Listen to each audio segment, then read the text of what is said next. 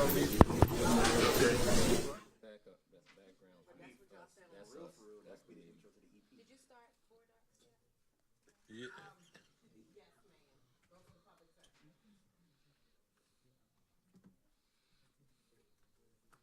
Okay, Ms. Ball, roll call, please. Nope. Oh, okay, that's fine.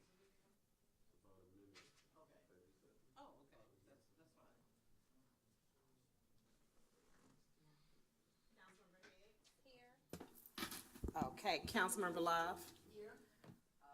Councilmember McCarthy? Here. Mayor Porter? Here. Councilmember Bilbrow? Here. Vice President, Wright?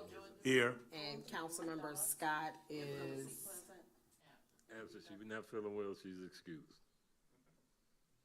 I'm sorry. Say that again. She's excused. Okay, thank you.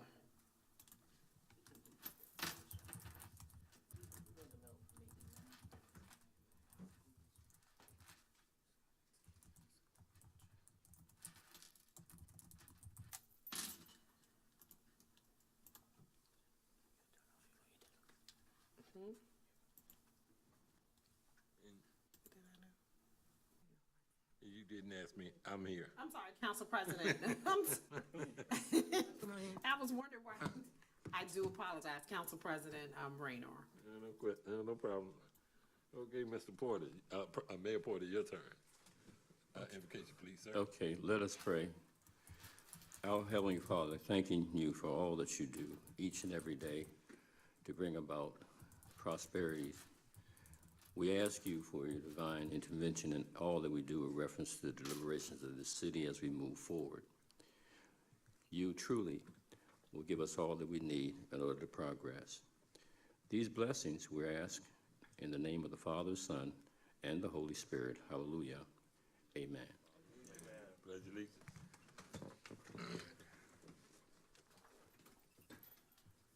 I pledge allegiance to the flag of the United States of America and to the republic for which it stands, one nation, under God, indivisible, with liberty and justice for all. Thank you, everyone.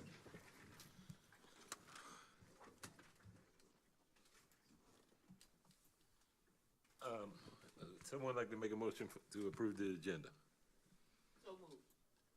Second. Moved by Councilmember Love, second by Councilmember Bilbrow. Any questions? Online voting has been open.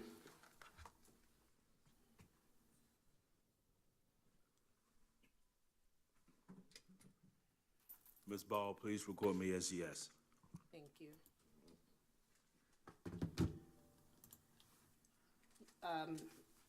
Public session meeting agenda has been unanimously approved by the City Council. Okay. Anybody like to make a motion to approve the regular work session for, let me get that together, Monday, March the 4th? So moved. Moved by Councilmember Higgs, Second. second by Councilmember Bilbrow. Any questions? Hearing none, Mrs. Ball? Online voting has been open. Ms. Ball, please record me as yes.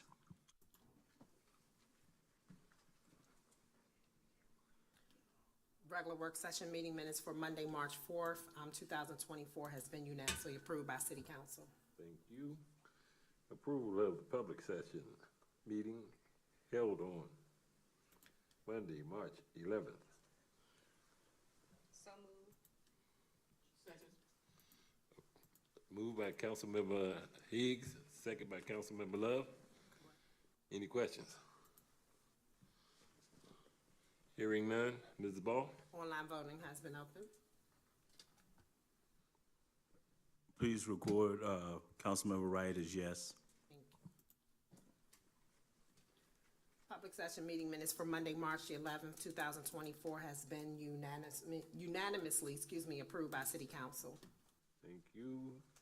Approval of special session meeting minutes for Wednesday, March 20th. So moved. Second. Moved by Councilmember Wright, second by Councilmember Higgs. Any questions? Hearing none. Online voting has been open. Councilmember Wright votes yes. Thank you, Councilmember Wright.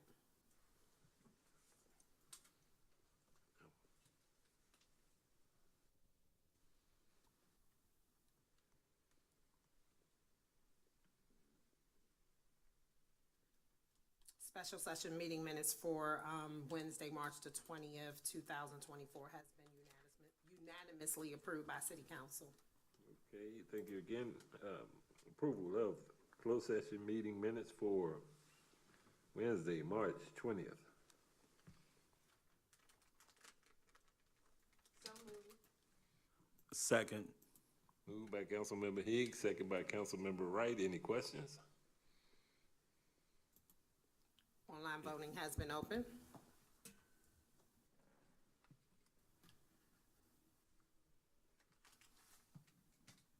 Councilmember Wright votes yes.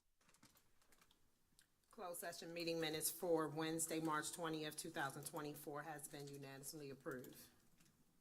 Thank you very much. 2.1, citizen comment. Have we received any citizens? So I do not have any written citizen comments, but I do have citizens on the line, and Ms. Stevenson has raised her hand to speak, so I'm going to allow her in to speak. Ms. Stevenson, if you can unmute yourself. Can you hear me? Yes, we can hear you. Okay, thank you. Hello, Council President and Council members. My name is Aretha Stevenson. My address is 604 64th Place. I'm in Ward 2. First question I would like to ask is concerning Councilmember Love's flyer that she submitted out in our neighborhood. I did call her and left her a message, but she wasn't responsive to my call. So it looks like the meeting is in August. So I'm just wondering why she's posting flyers for a meeting so far in advance. It's just, to me, a waste of citizens' money, because you're gonna have to send that flyer out again. And it didn't really say what the meeting was for. It just had her stating that she helped, in the neighborhood, and she'd like to thank someone. So it just appeared to be campaigning, as far as I'm concerned. Really necessary to send a flyer out stating what you've done when that is your duty as a council. Also, I'd like to ask about, does she want to respond to my question? Because normally you don't. Oh, I But will. that's- I will, because it's very simple, Ms. Stevenson. Thank you for your question. I just wanted to say that I had gotten calls about that horrific trash that was over behind Keith and Sons, several calls. And I got on it as fast as I could, and it got solved the next day. And I was just letting the citizens, especially the ones that had an eye view of it, that it had been solved. Secondly, the save the date, ma'am, was for an event that I'm having. It's called Love Day. I was just inviting folks to come out and celebrate love, and it's a save the date. And a lot of people put a lot of things on their calendar very early, and I just wanted you to put August the 3rd as a save the date and inviting people to come out. There will be follow-ups for the save the date, but that's all that was, a save the date. Okay, my question is, what is the meeting concerning? It's not a it just- meeting, ma'am, it's a fellowship. Okay, a fellowship. Yes, ma'am, What you is come out and it's a love day. coming It's out called Love Day. celebrating love? Celebrating love. For everybody, because love unites all. So you come out, get some food and fellowship. That's what that date is for. It still sounds like campaigning, Well, it's fine. Councilmember Love. And Sounds like that to I you. understand you saying this is celebrate love. I have But several to events like celebrate, that. well, if you're going to talk, then we're not going to get Well, anywhere. I celebrate several times, and you've come to those events. My Not prayer celebrating breakfasts. love, That's right. Councilmember Love. My prayer breakfasts. It's campaign, Well, blank, okay, point blank. okay. It's seen as That's what you think. campaign. Okay. You're entitled to your thoughts. Ms. Stevenson, Okay, you and have also another I'd like question? to ask, I have another question about the audit. I received a letter stating that you guys had some difficulties with the audit, and I want to know if you're still facing those same difficulties. Where are we once again with the audit? Are we caught up? Are we still behind? Where are we with the audit? Can you answer that question now?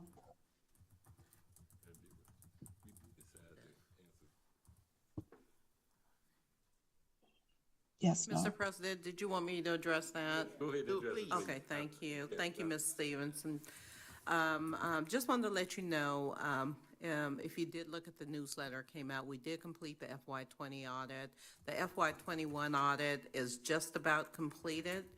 And so we don't anticipate moving forward having some of the challenges that we had with the previous audits, only because much of the information we need is available. So we anticipate that the audit will be complete at the end of the month. When you're doing a legislative audit, it's a two-prong effect. We have been working with our auditors. Our auditors provide us with samples that we have to provide them, but then we have to upload that information to them and wait for them to give us a response that to indicate if those samples were acceptable. And then we are going to provide them with an additional document once they have completed sampling us. So an audit's very detailed, and typically you can get through it in a vast amount of time.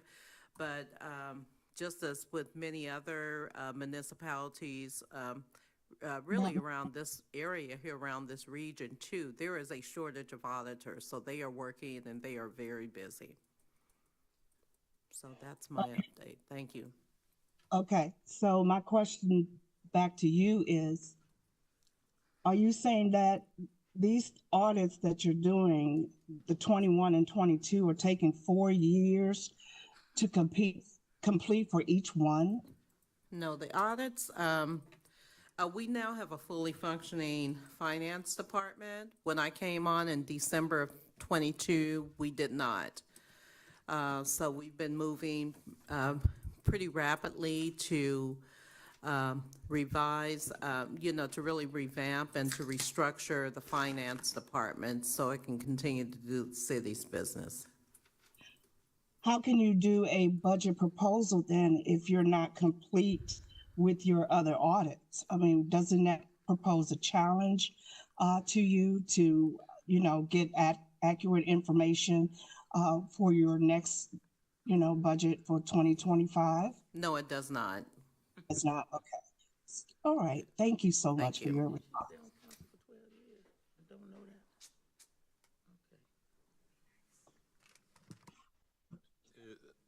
Is that it for your questions, Ms. Stevens? Yeah, I think I'll rest at this moment. Okay, Mrs. Ball. Thank you. Is there any other people online that they may want to speak?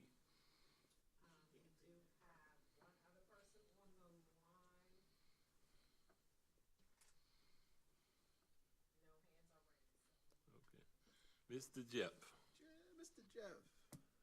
would you like to speak, sir? Yes, I would, and thank you very much. Thank you. I've been up here like 12 years. Can you state your name and what ward at least you're in? My name is Jeff, and I'm in Ward 1. Okay. Yes, good. My concern is parking. Where I live at, people, they don't have any respect.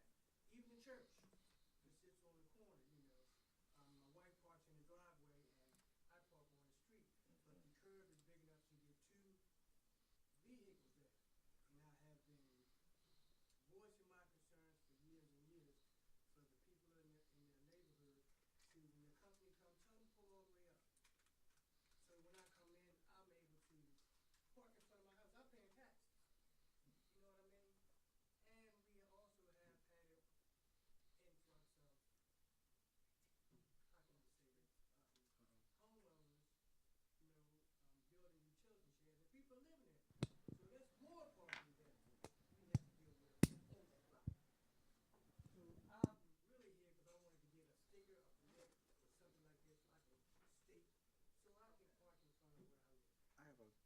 Sir, could you provide me with your address? 408 69th Place. Okay, thank you. Did you have a question, Mr. Milburn? Yes. How you doing, Mr. Jeff? So are you saying that people are parking in front of your driveway? Well, I know I can't stop them because it's a public street, but they park halfway. So they're the only vehicle that can get in there. And I have to park either up the street or around the corner. I think that is an issue. Yeah. Mayor Porter? I know that you want to make sure that you're a good citizen and so forth, and you don't want to see anyone get removed, okay, or towed. But that's a towing violation. If they park in front of your driveway, obstructing your driveway, No, it's not the driveway. okay? I mean, sometimes they do, but when they see us coming, they'll move. But when you get past the driveway, you know, you have a stretch, and two vehicles can get there. You know, my wife parks in the driveway, and then you got the curb, and I The stretch of park land right in front of here. it, gotcha. And, you know, it's, There's some people that, as you said, what they do is they park awkwardly so that they can make room for the next person that they want to park, okay, to come into that particular space, okay? It's an inherent problem that takes place. Also, with the influx of families that have, now it used to be a one-family car family or two-car family. Now, even some people have 3, 4 cars, okay, which is a major problem. An issue that we may have to address with reference to maybe perhaps, as you indicated, getting stickers, okay, for that particular parking arrangement, you know, 2 hours, stickers like they do enforce it kind of situations like in Washington, D.C., and also resident parking stickers, so they have those two. Those issues were addressed years ago, and it kind of comes and goes, ebbs and flow, and so forth. But because of an issue that you're talking about, that's something that we probably need to get a handle on through our enforcement and see whether or not there's something that they think is viable for us to consider, this council to consider in the future.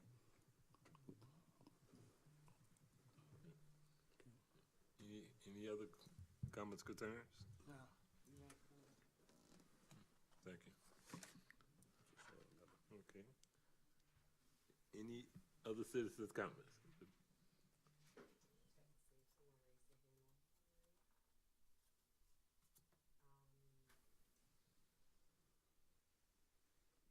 We do have other citizens here online and one more joined, but no other hands have been raised. Okay. Thank you. Next presentations. I've got to move this up. Catch? What's about the part? Huh? Or Sackway. Okay, see it. Sackway, the program manager for Autism Ally. I didn't want to mess your name up. No, that's. How are you? I'm very well. How y'all doing? Good evening. Great, and yourself? Very well. My name is Ketch Orisakwe, and I'm head of programs at Autism Ally Group. Let me pull up my presentation so y'all could see it.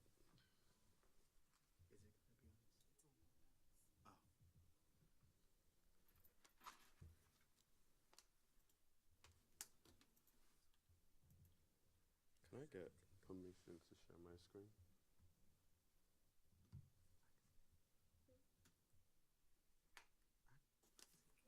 Yeah. Yeah, I'm trying to share my screen so I can pull up the presentation. I'm sorry. Share my screen on Zoom so I can pull up the Oh, we're webinar function. Okay. You should be able to, because you're on Zoom. Let me see. Yes. Let me promote you to panelists.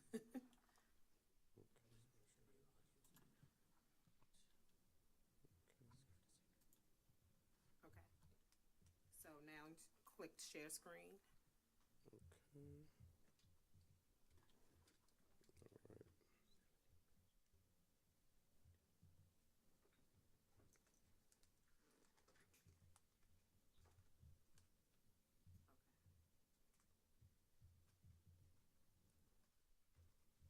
All right, let's sit back and watch this 1 minute 47 seconds video. It's a recap about what we do and some of the programs we've been involved in the last few months.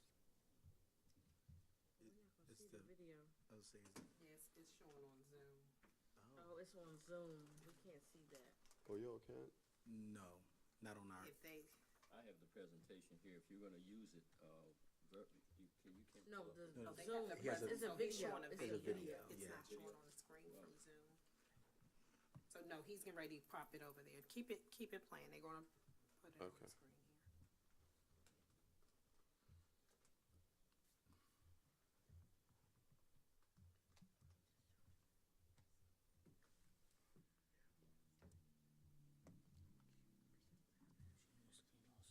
Yeah, sure.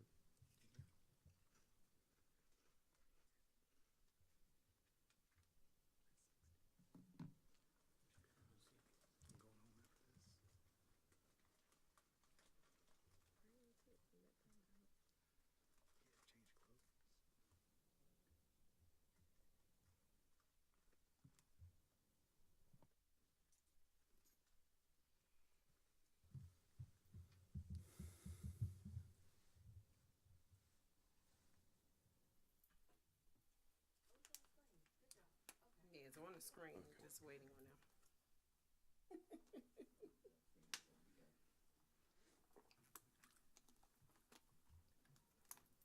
Yeah, but the actual video is, Oh, it's not showing though. yeah. Oh, it's showing, oh, he's on here, but it's not. Now he should be able to share it. He's sharing it. I can see that he's sharing it from Zoom because I'm right here. Okay. How do you, They have to do it on that end. Oh, okay. Oh, he has to fix the, no, we see it here, right? You could just click. He's already a panelist on Zoom, so. I'm saying, make it so. oh, where it's full screen. Yeah. Okay. Wait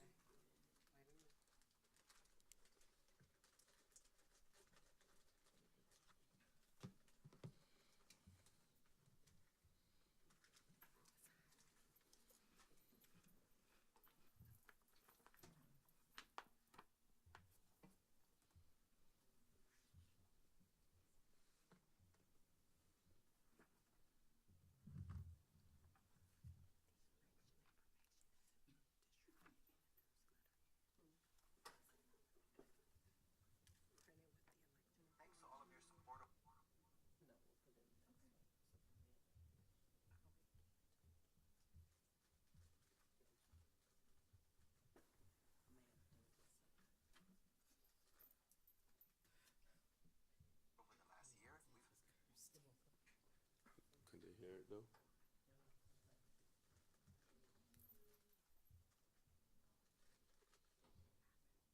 Thanks to all of your support over the last year, we've helped combat food insecurity for over 1,000 families within the neurodiverse community, provided safe, supportive, and constructive spaces every month where caretakers and family members can find community in their day-to-day struggles as providers for the development of the disabled, independence, and improved quality of life.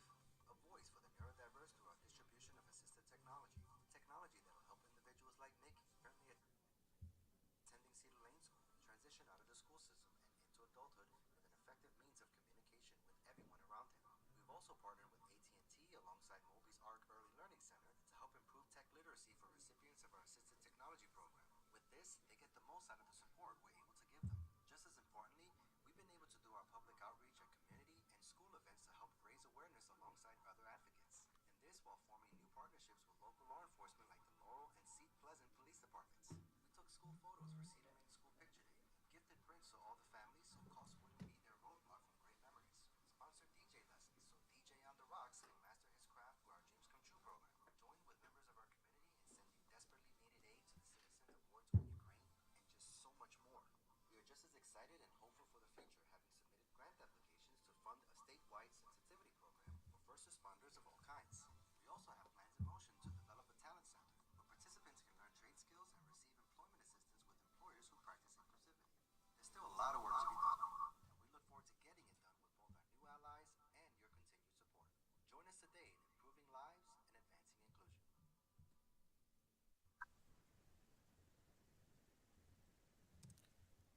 All right.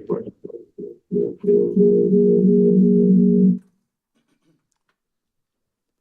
know how much we heard that, but the sound.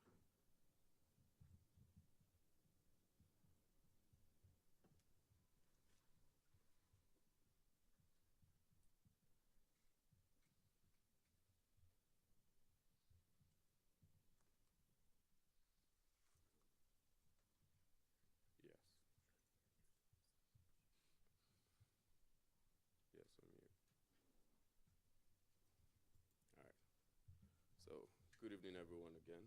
Good evening. And the video I tried to show is a video just giving a brief recap of some of the programs that we do and some of the things that we've done in the last few months through Autism Allied Group. So Autism Allied Group is a non-profit organization that works with individuals with autism and other developmental disabilities. We serve as a lifeline, and we try to bridge the gap between what the government can do for them and what they actually need.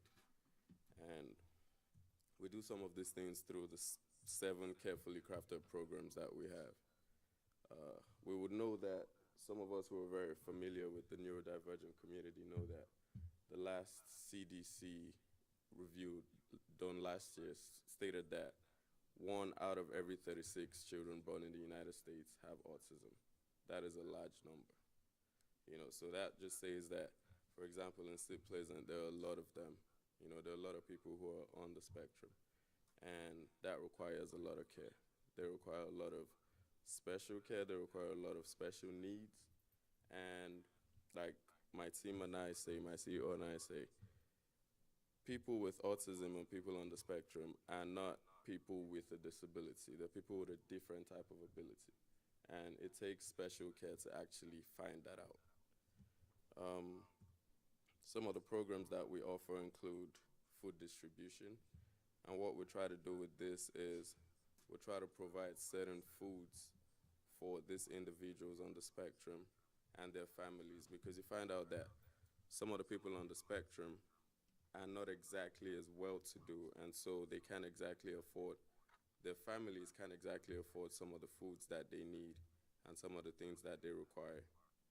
So we try to step in as much as we can to provide some of the things that they need, you know, provide some healthy food for them and so on. So in doing this, we've partnered with the 1 Acre Farm, and we've partnered with Kite Realty.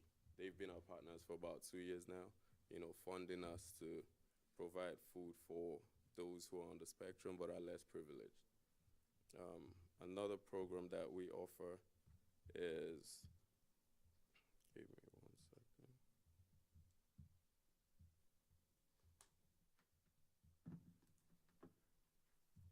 Is a respite funding program. So through this, what we try to do is, many a times, a lot of families who have people on the spectrum get tired, right? So I'll give you an example. We worked with a family of 4 who have 3 children on the spectrum. They have 4 kids and have 3 of them are on the spectrum. The parents get tired at some point, right? They need some sort of rest because the kids go to the centers between the hours of, say, 9 to 4 or 5, and then they come back home. On the weekends, the parents take care of these kids. So what we try to do for them is we provide short-term funding for them where they could go away over the weekend just to have a good time, and we, in turn, pay caregivers to take care of their kids for them. So they identify those caregivers, and we pay them to take care of the kids for them. We do this through some of our partners like Renox Caregivers, Apex Caregivers, and JeduCare Caregivers. Those are some of the partners that we currently work with. Another very important program that we offer is the Assistive Technology Program. And in fact, the mayor will be speaking at our award ceremony at the end of this month on the 27th. And everything we realize from that award ceremony is going into our Assistive Technology Program. So what we try to do with this is we provide assistive technology like tablets to some of the individuals on the spectrum who are low functional and are nonverbal. So what we try to do is we give them a voice, because everybody has a voice. You just got to find it, right? So through those tablets, we provide softwares on those tablets that kind of tells them, and then we also provide training for them. So if they want to eat, they just tap something, and their caregivers or their parents or whoever is taking care of them knows this is what they want. Because a lot of times what gets them really agitated and gets them showing behavior is lack of communication. You know, the fact that they're not just able to communicate something when they want to. You know, so those tablets have gone a very long way. And in that video that was shown, Mickey is a very huge example, Mickey and his family. So the kids go through the school system, and when they're about to get out of the schools, of course, keep the tablets and the assistive technology that's provided because it's government provided. The kids don't go home with them. So what we try to do is we provide that for them, of course, at no cost, and they keep it. It's all theirs. You know, so those are one of the ways that we've been trying to step in for the families, step in for the individuals, and make them more inclusive in the society. The Dreams Come True program, this is one that's very, very dear to my heart because I have a musical background. So many a times we get involved with these individuals and their families, and we find out that some of them have very big dreams. They want to be musicians. They want to be dancers. They want, you know, they have things that they're doing. Very recently, we worked with DJ on the Rocks. DJ on the Rocks is one of our clients who wants to be a DJ. He's about 13 years old. His name is Moby, but he is high functioning, so he named himself DJ on the Rocks. So what we do is we pay for his DJ lessons, and an actual DJ comes in and trains him from time to time, and he is doing very well these days. DJ on the Rocks is gonna get a party turned up, I promise you. And you know, so those are some of the things that just shows that they all have a voice. You just gotta find it, you know, and it takes that extra care and that extra attention, effort, you know, to make sure that they live like every one of us. They also tend to achieve their dreams and all of that. So aside paying for DJ on the Rocks, we also offer dance classes, dance instructions, music instructions, and all of that. And currently we're organizing in partnership with Renox Caregivers. We're organizing a talent showcase actually on Wednesday at one of the Renox locations. So it's they have about 7 locations at the Renox Caregivers, and we've trained every one of those centers, music, dance, all of that good stuff. And now they're coming to showcase all of what they've learned over the last 3 months. You know, so those are some of the things. And they're very excited. You should see them. They've bought their clothes. Their parents are all ready to come see their kids do their thing. The Caregiver Empowerment Program. So under the Caregiver Empowerment Program, what we try to do is we try to provide resources, and we try to provide education to the parents and the caregivers, you know, because the truth is the moment of uncertainty for a lot of these families happens when their kids first get diagnosed. You know, there's that point where there's self-denial, there's a lot of uncertainty. They're thinking if it's real, if it's true, you know, before they actually get to accept that they have a child with this, you know, different ability. So that's where we come in. We have this empowerment program that brings them in, brings the young parents in, you know, those who just realize that their kids got diagnosed, and we provide them with every form of resource that they need. And we also host a caregiver empowerment program, a peer mentoring session, once every month at the 3rd Thursday of every month. It's done over Zoom. So we have parents from all walks of life. We have parents from different parts of America, different parts of the world, actually, who come in and share within themselves what they've gone through. You know, so we have parents whose kids probably got diagnosed, say, 18 years ago.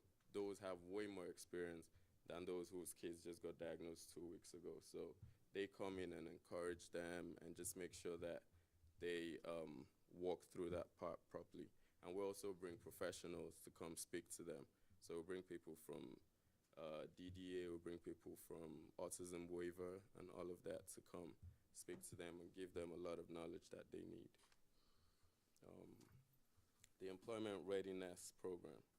This is one that's also very important for us because a lot of the people on the spectrum are high functioning, and they want to work like you and I. You know, they want to get to do things for themselves and not just get cared for every day. So we partner with certain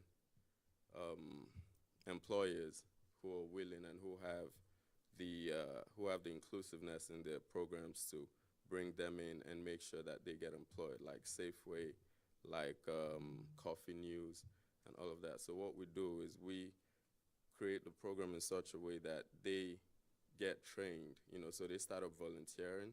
Like for Coffee News, what they do is they start to deliver newspapers, and from there they get used to that. You know, they get used to the fact that, oh, this is what they get to do on a daily basis. This is how much they get paid. They understand, you know, what money is, how all of that works.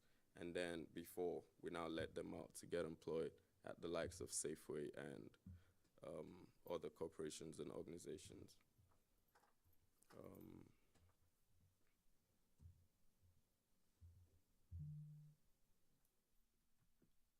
Can I ask you a question? Yes. Do you work with the Department of Vocational Services? Do you partner with them in any? Currently, no. Oh, okay Currently, then. we haven't. Yeah. How do you do your matching of your neurodivergent people with jobs? So what we try to do is we go through the caregivers. So a lot of the individuals that we care for, we meet them through our partner caregivers. So when a caregiver organization comes to us and says, oh, this and this are the people that we have on our programs, and their parents would like to speak to you guys about one way or, you know, through one way or another what they need.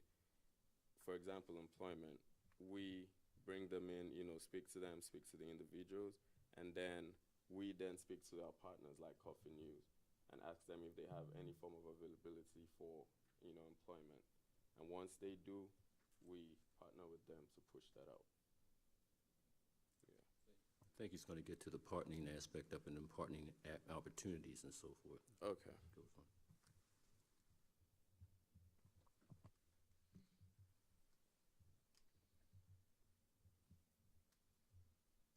Yeah, so the last one that we offer is the OMEMA program. And the OMEMA program is basically around personal hygiene and grooming.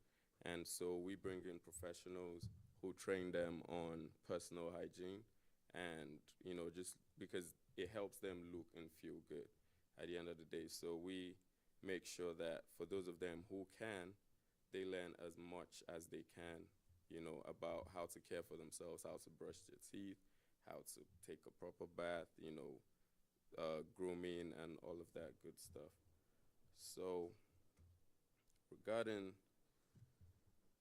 why we're here today, you know, partnering with the city of St. Pleasant, there's a lot of ways that we can partner, and I would suggest, and you would lead me on what you think and what you want for the city. So we could do it through a lot of means. There's the school, which when I was here speaking to the mayor about 2-3 weeks ago, he mentioned that there's just one elementary school that's under the city's control, some sort of. And so we could go through that to get to identify those who are under the spectrum or who are within the spectrum, and then get to know what we can do for them.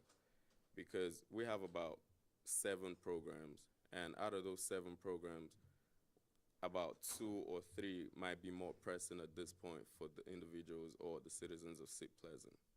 So out of parents and caregivers empowerment, food distribution, assistive technology, you know, there's always one which would strike harder with every community or every organization that we go to.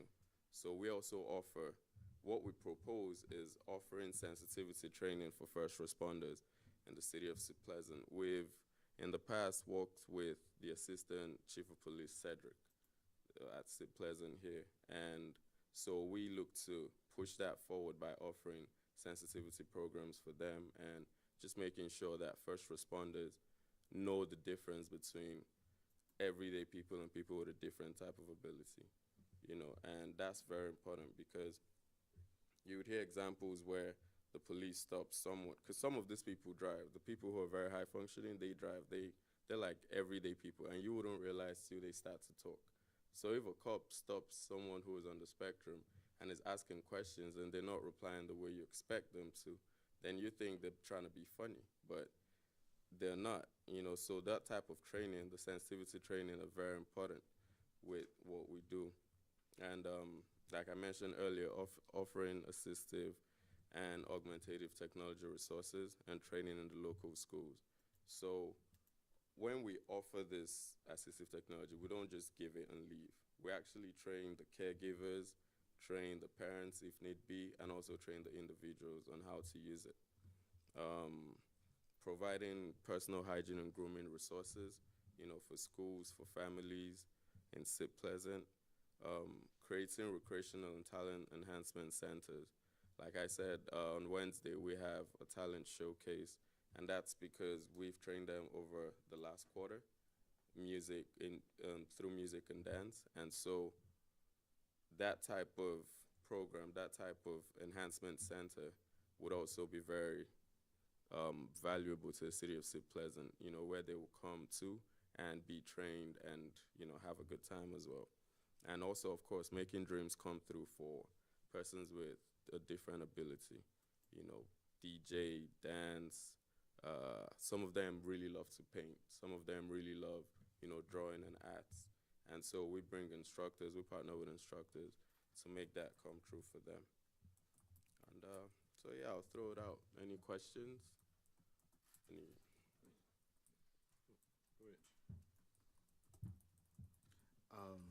First, thank you for the presentation. This is definitely necessary work for a marginalized group, so I appreciate what you all are doing. My question, and it may be a little broad, and you can kind of focus it for me. What is it that we can do for you as an organization, as a council? Like, what is it that we can, how is it that you want us to help or assist or support? Yeah, so me coming here today is in two parts. First, to give you a presentation on what we do, just let you know what we do and how much we've been able to impact the community. And actually to ask you what you have on ground concerning neurodivergent people. So that way we know where to come in. So do you have any functional, sort of like neurodivergent inclusiveness, things in place for them already? Let me answer that question. Please. Okay, so the answer is that we don't have a neurodivergent program here. It's something I've been looking at, though, so I'd like to get your information. We would be looking for adults that would be able to look at repetitive footage. Yeah, someone that has some technology experience. And I know in a previous position, we were able to utilize people that are on the spectrum, that worked really well in more repetitive type actions in jobs. So that's one of the reasons why I asked the question about how you do the matching. As far as that, right, coming over here and working with those who are in this city would have a different approach, because if they're in this city, then the tendency is they would be employed in this city, right? Are you referring to citizens in the city? Yeah, citizens in the city. Oh, okay. No, so what I'm saying is, We're very small. the partners that we have Uh-huh. are not in St. Pleasant, right? So the partners Right. we have Coffee News that's also in Prince George's County, but is in Bowie. We have the Safeway over there that's also right by Lanham. Those are our partners. And so what we try to do is when we match the individuals with organizations or stores or partners who are very close to them, so that way they don't have to they don't have to travel so much. So as far as matching citizens of Sit Pleasant who live in Sit Pleasant, then that way we would have to create partnership with organizations around Sit Pleasant, you know, and also create that awareness for them, because it doesn't even matter if they're doing it already. We could go in and create that awareness and give them reasons why they should do it, you know, and make it work. Okay. Well, we'd definitely be interested in talking to you about how to make that happen. Thank you. Thank you so much, Ketch, for your presentation. As I indicated, the council will want to know, for the most part, as they indicated, and as for staff too, how we would partner and so forth. So I know you'll be prepared, and you said there's a second part to it, so you can bring back some information as to, once you find out exactly the best fit for making this happen. In most cases, people don't realize that this type of I don't really appropriate word to use. It's not a situation as not just affects just young people. It goes all the way through in age groups, and there are many people that have are in this particular arrangement, and they need to be recognized, okay, and identified in the community properly. We have on our dais here, we have someone, a person that deals with daycare. We have a social worker here. Carol, that deals with folks on a regular basis in their positions.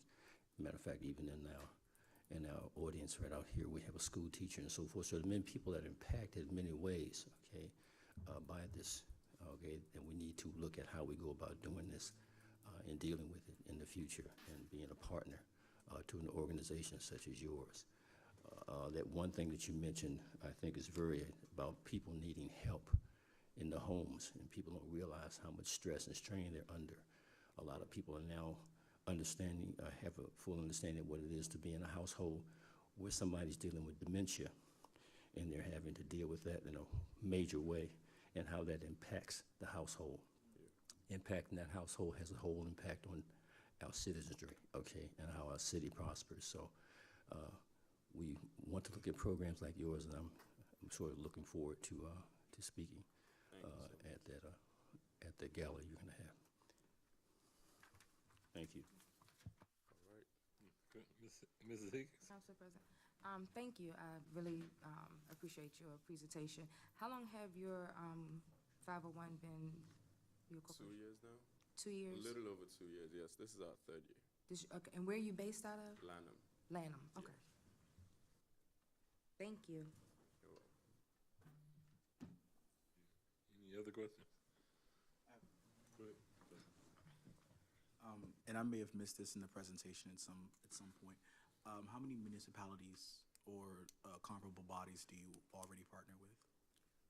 Municipalities, we work currently with, we've impacted Howard County, the Prince George's, of course, Montgomery, Baltimore, and Anne Arundel so far. As far as partners, from top of my head, I can't tell you how many, but there's well over 20, to be fair. And one of our major partners so far is the delegate Kim Taylor. She's representing District 12, I believe, Prince George's County. She's been a major partner and like influencer with what we do, because she has a son on the spectrum as well. So, yeah. Thank you. Any more questions? All right. So the last thing I would say is, to have a follow-up presentation, I would need to get some sort of data about Sit Pleasant, you know. So who would be the best person to work with, to liaise with, to do that? So we wouldn't have any information on that with the city. So I would just recommend maybe going to the schools. Okay. Yeah, there's Seat Pleasant Elementary School, which is a big, they have one of the best schools for autism in the county. So you may want to just contact them and get in touch with them. Okay. Yeah, but the city, we wouldn't have any information on that. All right. Yeah. That sounds good. Okay, Well, thank you. thank you so much. And I would share out the flyers for dinner and awards night on the 27th of this month, and I hope to see all your beautiful faces. Yeah. Thank you so much. Thank you. All right, thank you, sir.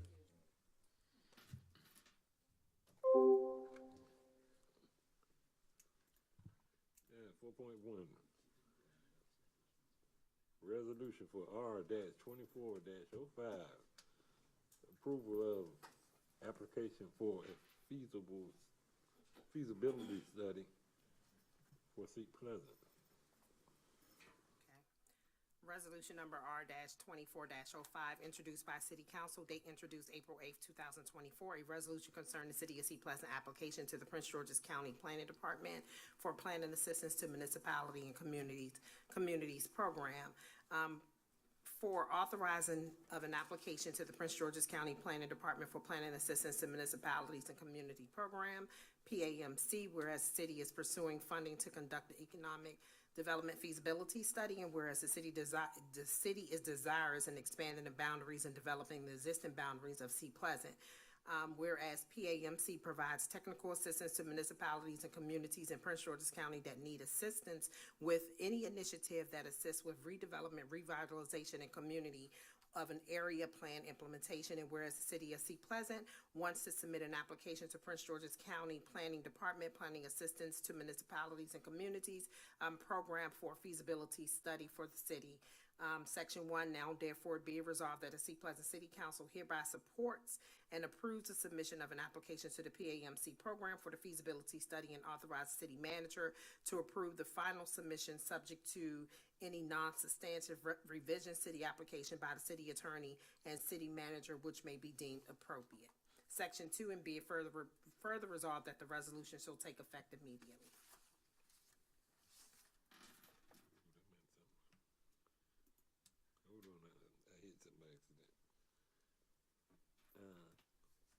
to do a second reading.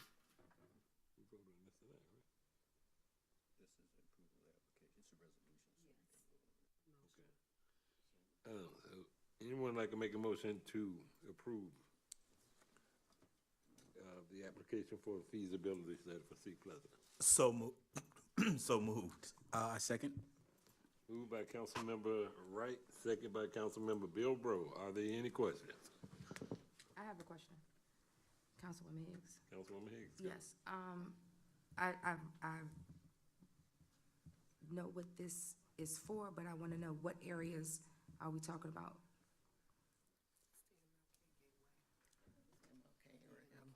Okay, so as you recall, a few years ago, there was a feasibility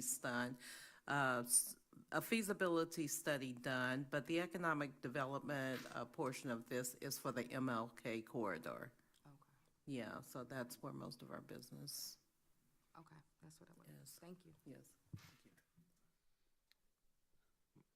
My question, would this study be similar to the one that was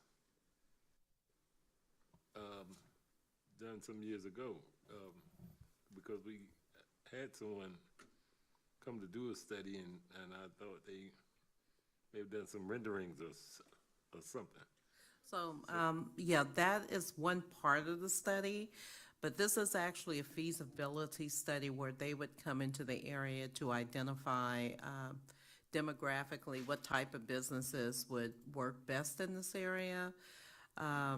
You know, who's a part of our community. They look at all the demographics. They look at all the transient traffic. When we had a discussion, I also made a recommendation to look at who's coming through our area. And I believe that with this feasibility study, I can't recall the name of the previous one that we did about 5 years ago.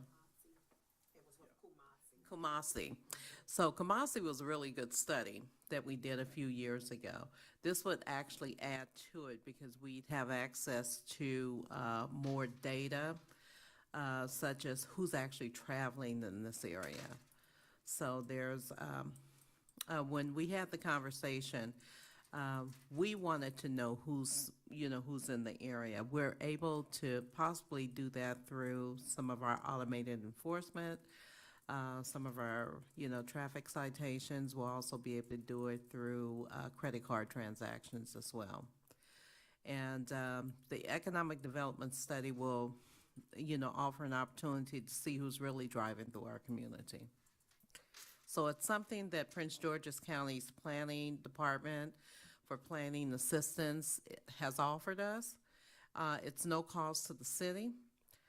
We just need to get the council's approval to move forward with it. Council, okay, thank you. Even though I'm an African American, when I saw this and heard about this, I would have done an Irish jig down Martin Luther King Highway. This is wonderful. Data is the key in terms of helping to turn around our great city and to bring grocery stores and comparable retail, and data is the key. So thank you, Ms. Ojo, for this. Thank you. Any other questions? So, you already moved. Yeah, but Online voting has been thank you. open. Sure, thank you, Councilman Bilbro.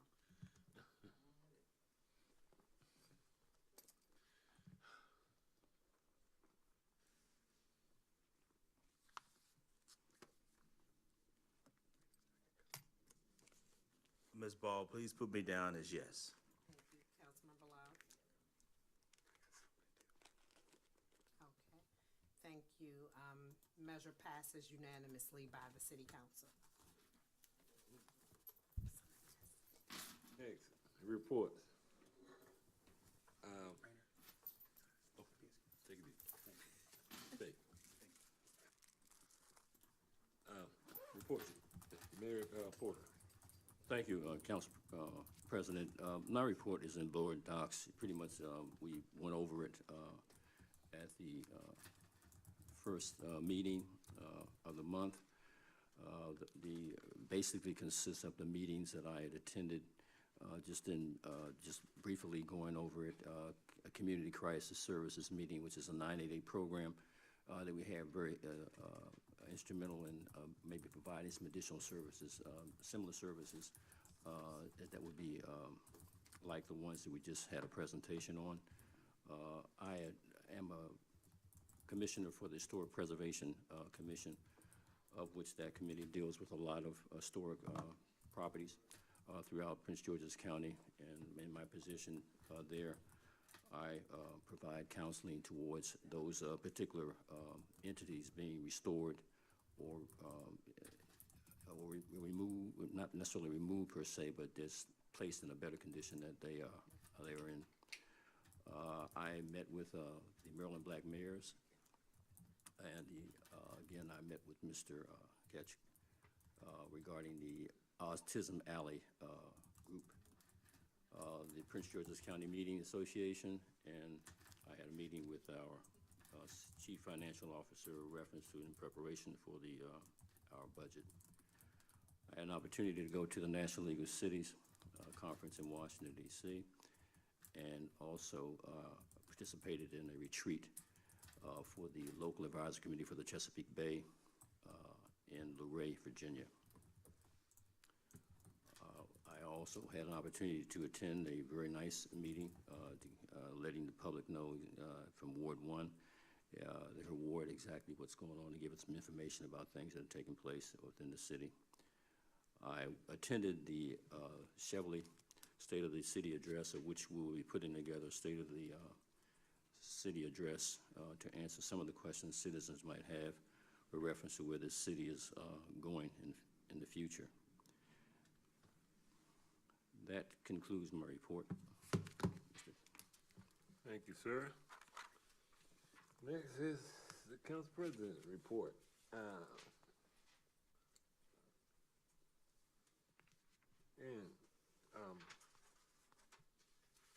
My report's on board docs.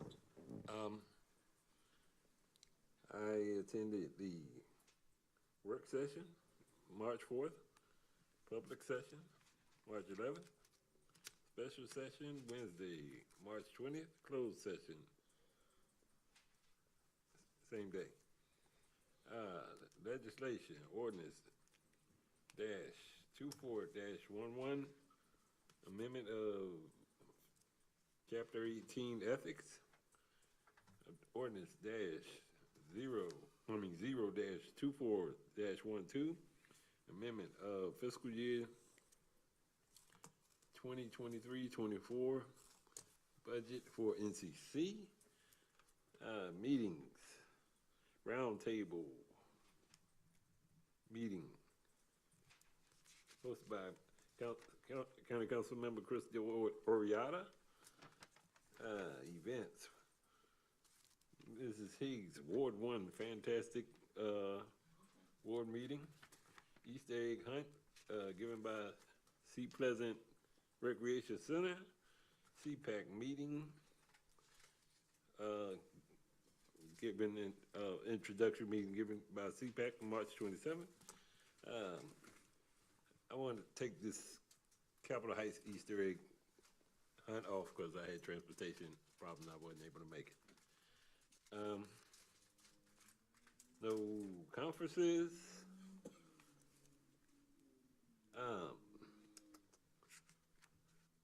Brain freeze. Committee meetings. Say it again.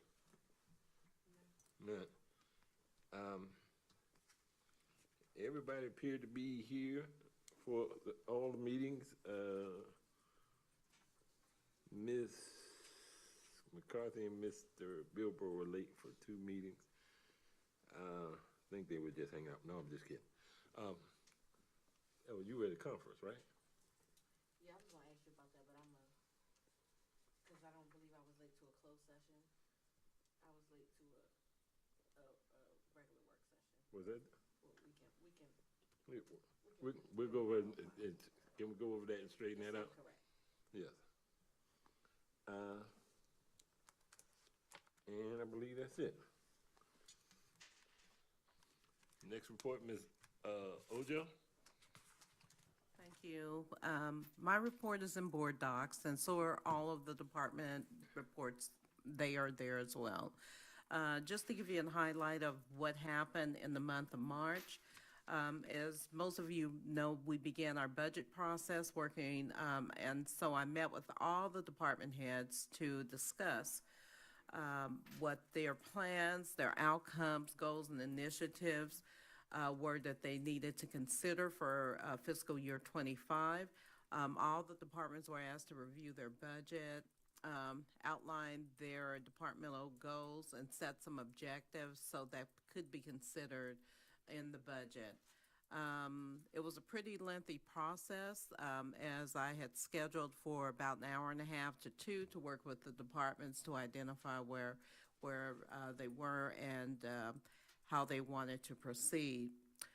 In the month of March, I also attended a few events. I attended the SPPD Coffee and Conversation that was held at McDonald's. I think it was the first one that they've had, and they have another one coming up at Dunkin' Donuts. That was really exciting to get to meet people in the community and to really engage with them and to have our public safety staff and other people coming from other departments participate in the event.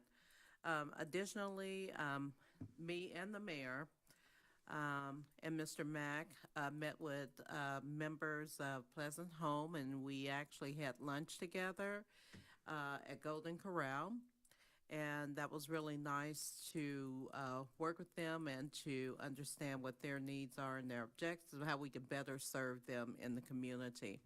And then finally, in the month of March, I actually attended a conference on something that I'm really interested in bringing to Seat Pleasant, and it's an initiative called Blue Zone Project, which is a project that you all may have heard of on Netflix. It's actually a multi-functional community project where there's a collaborative to support healthy living and recreation for elderly people so that they could live longer. The community approach not only involves the local community such as our local government, but also partners with working with healthy food options and choices such as grocery stores, which we're lacking, restaurants, even the city working to support having healthy foods in all of our stores that are around here. But it also promotes recreation through the community, which, as you know, there's often opportunities for us as a city to promote recreation because oftentimes people that are elderly will get a boost, a life boost in participating in activities. So our commitments are to that. But also healthy living for individuals when they're in their home or if they're even sick and shut in. But the program is really designed to increase to increase the life of our citizens and to also work hard with everyone to make this community support seniors, and it'd be a pleasurable place for them to be.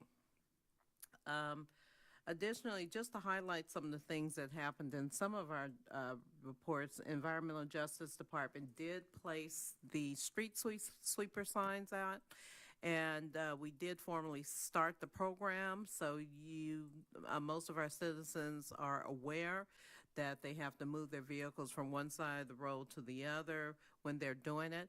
But in the month of March, we also ordered our street signs. So if you look around the city, we have brand new street signs that are coming up. And we're doing them ward by ward so that you can make sure that you understand where it is. The Environmental Justice Department is also we're developing a long-term and a long-range plan with regards to some of our streets in terms of our paving and also looking at potential street projects as well. Just to inform you, you know that Human Resources, we're working on the Learning Seat Pleasant concept. We have scheduled a mandatory training for all of our employees with Legit to work with workplace harassment in the workplace. So that'll be coming up in April. So that is my report. Again, my full report is in board docs along with all the departmental reports, and I'm open for any questions. Thank you. Council President. Go ahead, Councilwoman. Thank you, Ms. Ojo, for your report. I do have a question. I got a phone call today, a resident. There was a street sweeper on 69th Street today. And being as though it's Monday, it's only Tuesday and Friday, and they were on the Tuesday side. So the resident called me and asked me, how come we continue to see the truck on days that's outside of the posted dates?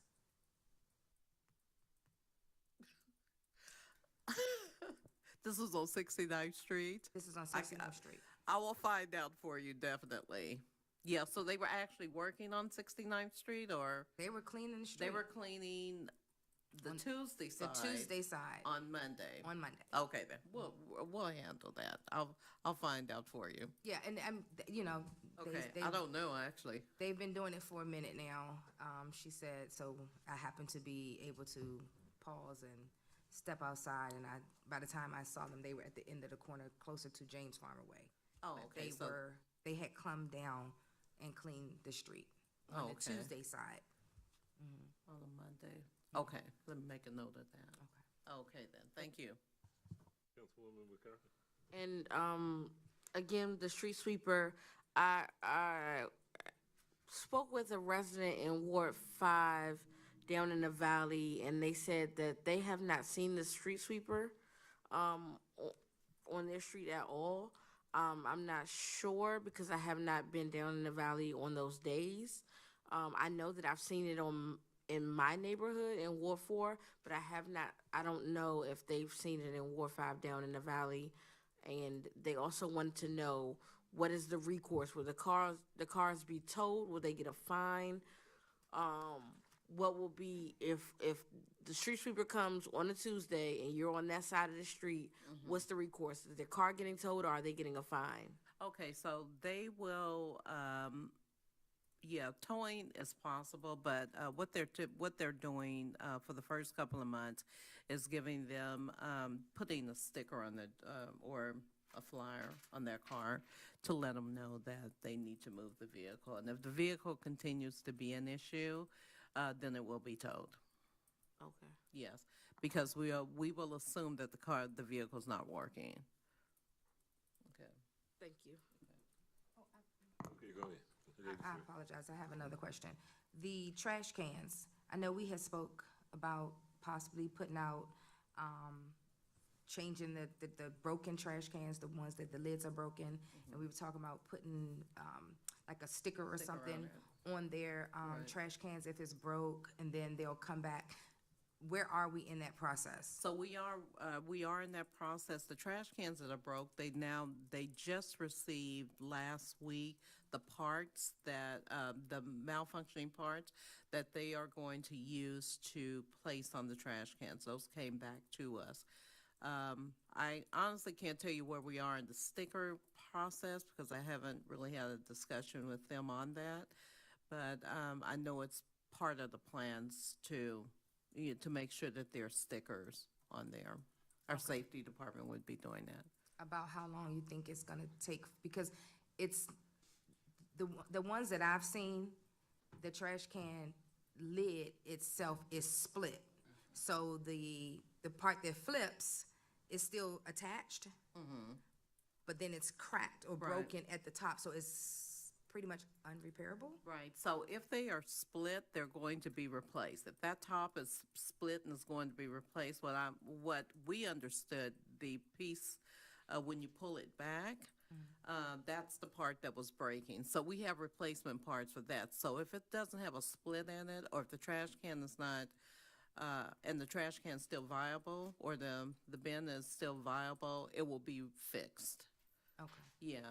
like they'll replace the They'll lid. replace the hinges that's there. But if there's a split on the top, or if there's a split or a hole in the trash can anywhere, it's going to be replaced. Okay, okay. Yes. All right, thank you. Thank you. We have a resident that typed in the chat, what about the recycling cans? Their top has been broken off as well, so are they replacing the recycling cans as well as the trash bins? So I've only heard about the trash bins. I'll have to find out if it's the right color for the recycle bins. It's a smaller top. No, it's a different top. It's a different. Right. It's a smaller can. It is. I only know about the bins. So the recycle bins, I'm not aware of, but I could definitely take the information from the Sea Pleasant citizen. We can get back with her. Okay. Okay.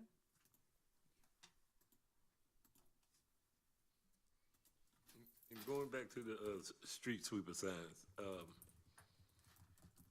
when you initially started, I had a couple of calls because the clarity wasn't there. And both of them was from citizens that were seniors. The clarity wasn't there on what side of the street they need to move their cars. And then again, because they're seniors, they don't use certain vehicles as often as I'm pretty sure the younger folks. You know, they were kind of confused.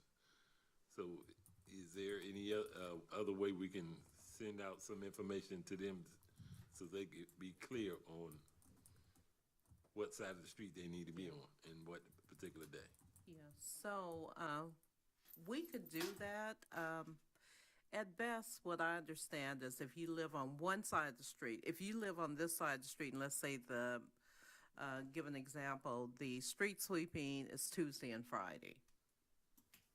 You would move your vehicle on Tuesday and Friday. But if you live across the street, your sign may say Monday and Thursday.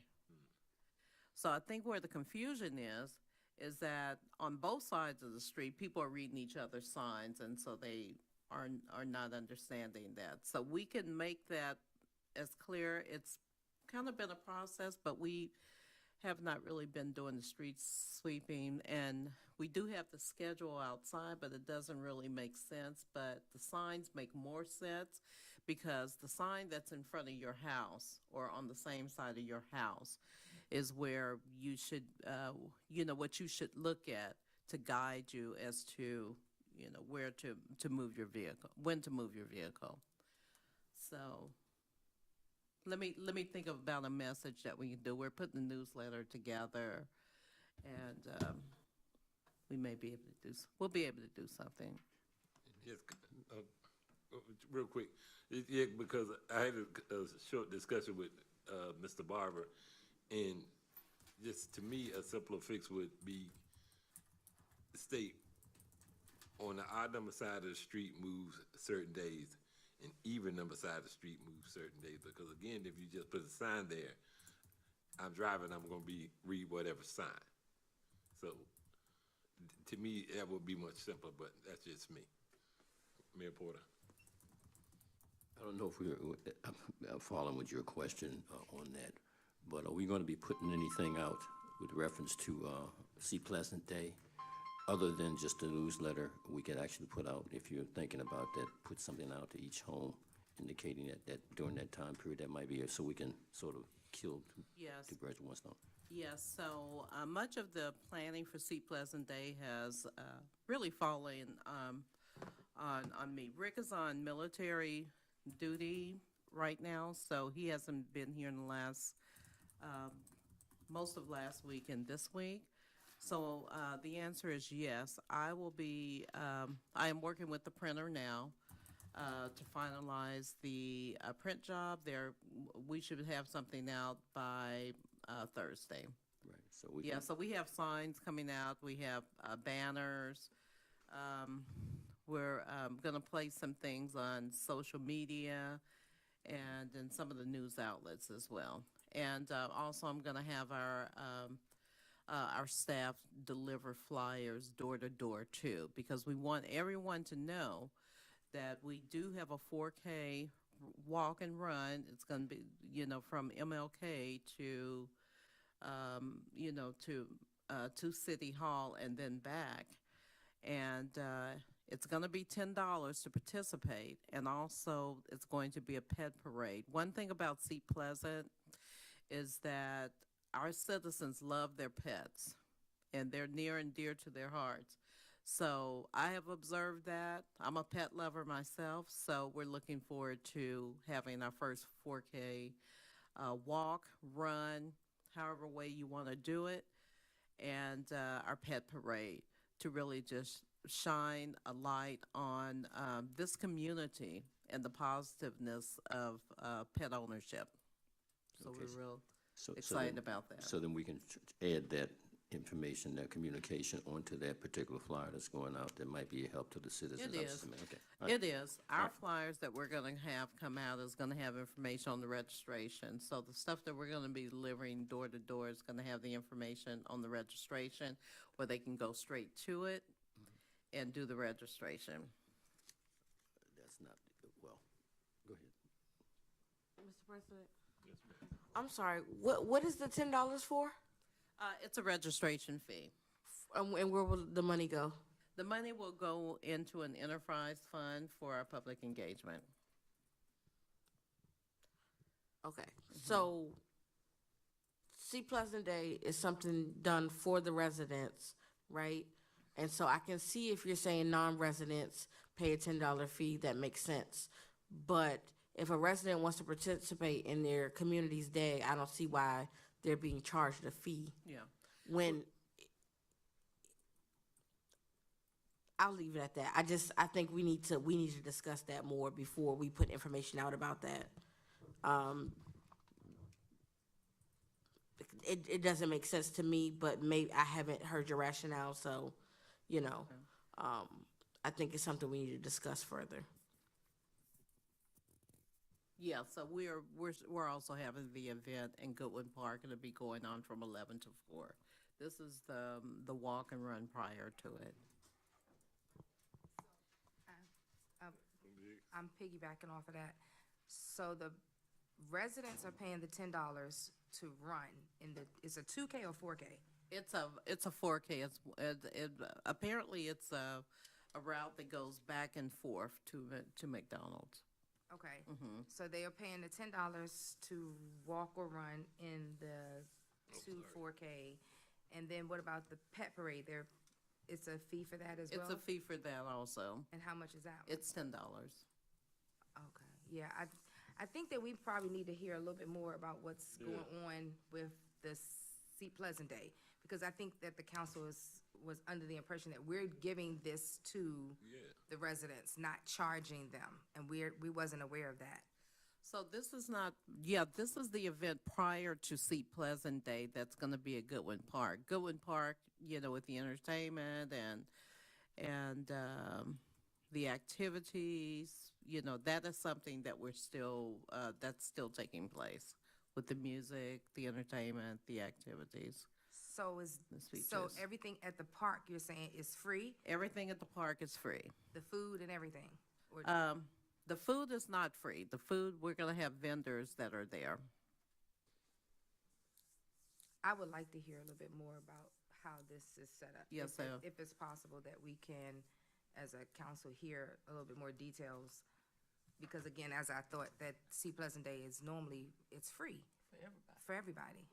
Yeah, it's free to attend the event, but we were going to have food vendors there. So the city isn't providing any food, like a ticket or anything?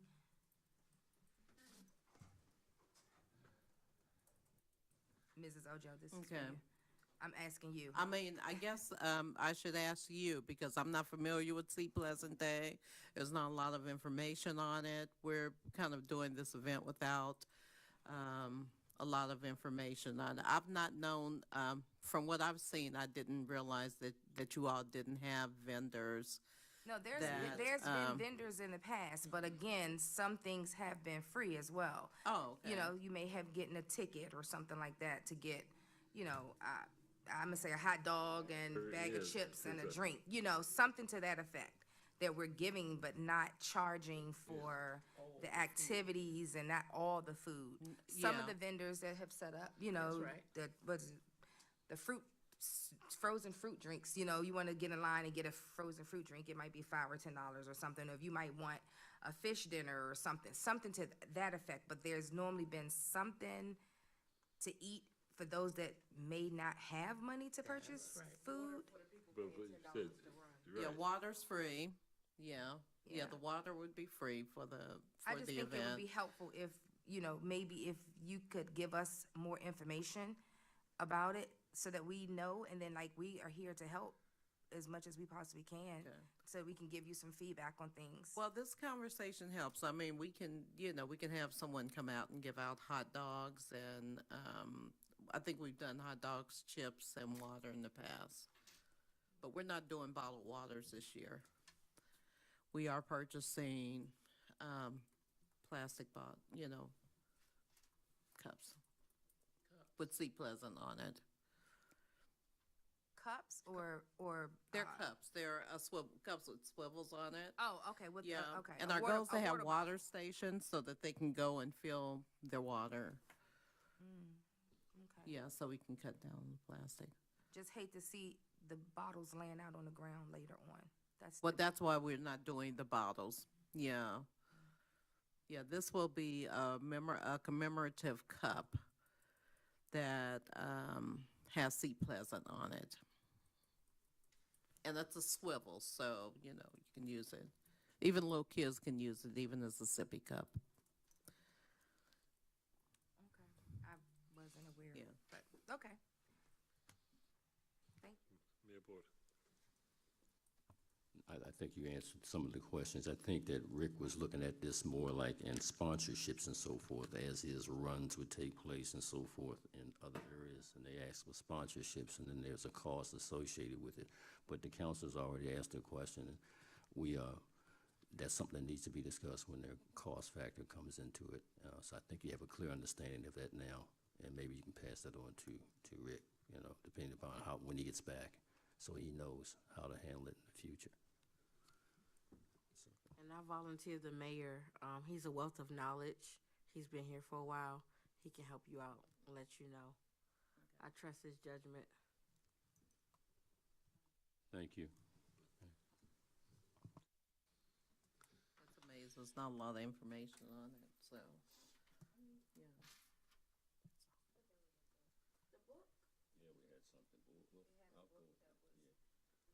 There was a book that public engagement had that was pretty much, So, I don't know if you have ever been. so we been do able to have the find it. book. Yeah, we do have the book. The book tells us about the vendors. It tells us about the music people that we hired. It tells about the flyer that we had, some of the marketing details, even some of the food vendors. But the food vendors that we had coming, because we've had food vendors in the past where we, picked up on the charge of it. It didn't really say if they were charging. So, yeah, so there is a book out there, but what is missing is, for those that have never been to Seat Pleasant, like Pleasant Day, like myself, is, those pieces of it where in the past, historically, you've provided food for free or at no cost, or that you typically don't charge the citizens. Yeah, that's why, to like, even attend. with the budget, that's something that we've been pushing to make sure that there's money for activities, especially for Seat Pleasant Day, because we haven't had one since the Yeah. pandemic. So, to do something now and then start charging, I'm just not, that's not sitting well with me for them to participate. We want them to participate. So, Yeah, so, but we can discuss it, and Yeah. Mayor Porter, you're willing to assist and to, yeah. But, the rest of us here too, we all will chip in, but, that's Yeah, so- something that's, yeah, so there'll be activities and children's things, bounce houses, all the things that kids like, and the bounce houses in Prince George's County, have they Whatever it banned all is. of them?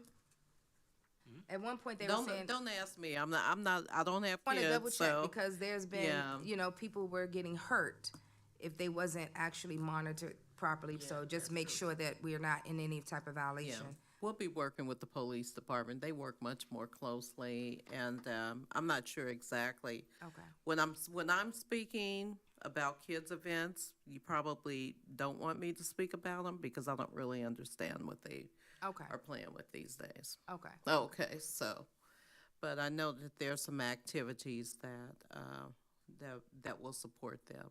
And of course, we'll work with our police department because they're much closer to our youth and,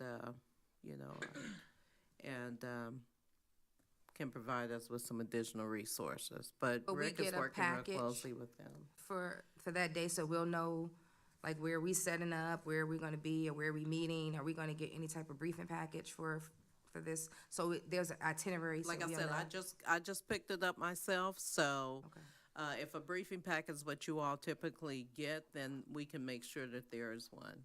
Okay. So, yeah, That's supposed to be the standard across the board for all city events. We still get them as council members for our events, but for city events, we should be getting briefing packets too. I don't know, we kind of got away from that a little bit during COVID, but I think we should get back Yeah. to that so that everybody is aware of what's going on. yeah, I'll make sure Ms. There are Roller. templates for that. You don't have to do that from scratch. Well, no, I wouldn't do it. Ms. Roller would do it, but yeah, Okay. because she's gonna be working really closely with it as well. So there's templates for that, so you don't have to start that from scratch. Okay. Thank you. I yield. Anything else? Nope. No unfinished business, no new business. Mayor Porter, get a read the announcements. Okay, 8.1, proposed budget hearing for fiscal year 2024, 2025, Saturday, April the 13th. Seat Pleasant City Hall, Council Chambers, 6301 Addison Road, Seat Pleasant, Maryland, 207.3. It's hybrid and Zoom video from 10 a.m. to 11 a.m. And the meeting link details will be in on the city's website. 8.2, the budget review meeting, Monday, April 22nd, 2024, hybrid and Zoom video, Seat Pleasant City Hall, 6301 Addison Road, okay, from 6 p.m. Meeting link details will be in the city's website. 8.3 is the annual Seat Pleasant Saturday, May the 4th, Seat Pleasant Day. Starting off with a 4K run and a dog parade from 8 a.m. to 11 a.m. Goodland Park activities will be from 11 a.m. until 4 p.m. 8.4 regular work session meeting Monday, May 6, 2024, Seat Pleasant City Hall, Council Chambers, 6301 Addison Road, Seat Pleasant, Maryland, 20743, hybrid and by Zoom video at 6 p.m. Meeting link details will be on the city's website. And finally, 8.5, the public session meeting, Monday, May 11th, 2024, Seat Pleasant City Hall, Council Chambers, 6301 Addison Road, Seat Pleasant, Maryland, hybrid and Zoom video at 7 p.m. Meeting links also on the city's website. Thank you, Mr. President. Welcome. If there isn't any other questions or concerns, meeting adjourned at 8:34. Thank you, everyone.